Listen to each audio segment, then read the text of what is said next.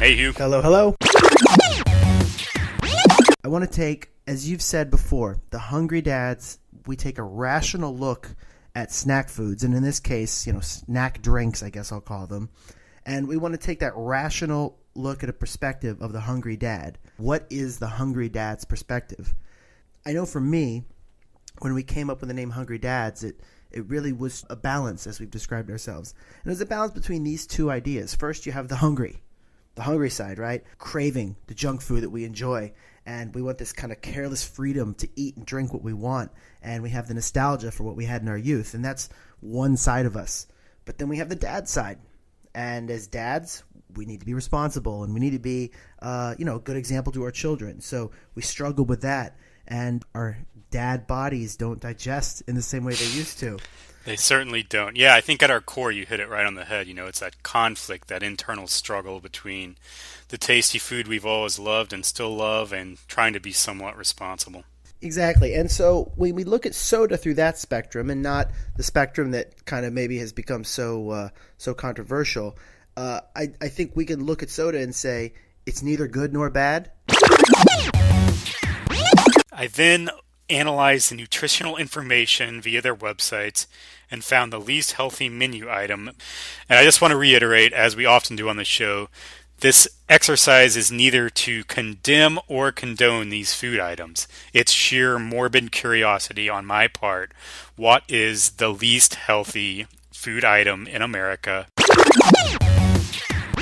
So I have crafted a Sweet 16 of cereals. Now, just to give you a little bit of guidance here, what I want you to try to do is take the reasoned and rational Hungry Dad's approach and methodology that we've always tried to take on this podcast. Wow. Okay, so a scientific approach, considering that it's the only cereal I could eat the rest of my life. What you might want to think about is, overall, if you want to pick an unhealthy option that you would enjoy and basically could utilize as a treat for yourself, or do you want to pick a healthy option that you would potentially eat a little bit more often but still enjoy? Extreme flavor, junk food, marketing machine. There's a whole culture behind it. It's generally young adult males, teenagers to young adults. And I think that's why it's interesting that we've embraced it so much as older family men. I think it's important for us to acknowledge that we embrace this. And so I think what we're looking to be is a very rational look at junk food, not to glorify it in such a way to make it a lifestyle per se, but to just really look at it and say what's good, what's interesting, what's delicious, what's over the top, what's worth getting excited about. Let's come out and say that we are the intelligent look at this sort of food. I think there's a lot of it's emotionally driven in general. We've been around this sort of food for a long time, so I think we're in a place where we can take a step back and say, is this worth it or not? A lot of people would come on a podcast such as this and talk from the heart emotionally about how much they love bacon or crazy chips or Mountain Dew Extreme Splash Sport. Bacon craze, and suddenly every hipster's into bacon, and bacon's the greatest thing. And I actually find that a little bit annoying. On the other hand, the demonization of McDonald's on the other end of the spectrum I find equally as annoying. Absolutely. But if it sucks, we're going to say it sucks. And if it's good, We're going to say it's good. And we take the nutritional aspect into consideration somewhat. We take the social aspect into consideration. Will you be frowned upon for consuming this product? We take marketing into consideration for sure.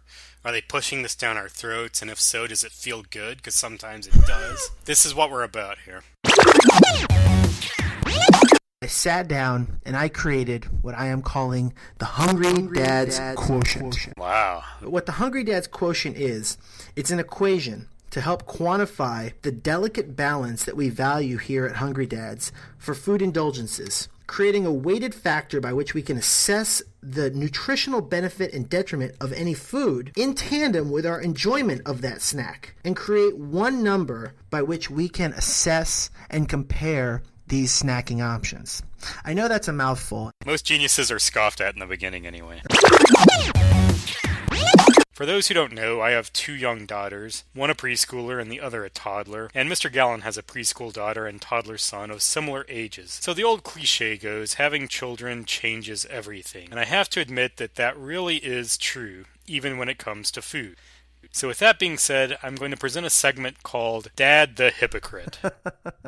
That's right, I'm a huge hypocrite when it comes to almost all food-related issues with my kids. And I've identified 5 main areas where I'm hypocritical. Rod, if you don't mind, I'm going to take the liberty to rename your segment, and I'd like to call it Hungry Hungry Hypocrites. They're hungry, hungry hippos! There's one other thing, Rod. I wanted to thank you. This was your idea to start this podcast, and just for me personally, you suggesting to do this podcast has really opened the door for having snacks enter my house as legitimate research, which in the past, buying 3 bags of chips in 1 week or going out to 7-Eleven, these are the kind of things that would be, for both health reasons and budgetary and shopping lists, would just not be automatic. But now I have a very real justification to say, yeah, well, we need to get these because it's for research, it's for the show. I appreciate that, Hugh. I think we can both acknowledge that that's really the whole reason behind this podcast is a front to allow us to purchase junk food and bring it into the house. Now that we're married, we have kids, the wives are concerned about our health, but most men would not go to these lengths to be able to have junk food, but that just shows our passion. Hungry Dads! Visit our website at hungrydads.com. Follow us on Twitter at hungry_dads. This has been a Hungry Dads production.